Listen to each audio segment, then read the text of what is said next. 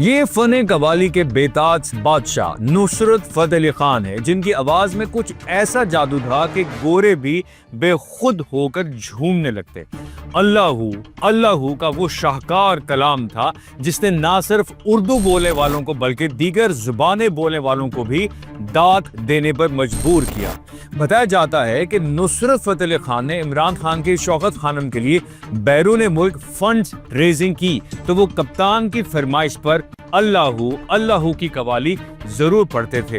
انگریزوں کو جب بھی نصرت صاحب نظر آتے وہ بے اختیار کہہ اٹھتے، here comes mister Allah. Guinness book of world record کے مطابق نصرت فتح علی خان دنیا کے وہ واحد فنکار تھے جنہوں نے صرف 6 دن میں 125 قوالیاں ریکارڈ کر کے تاریخ رقم کی تھی۔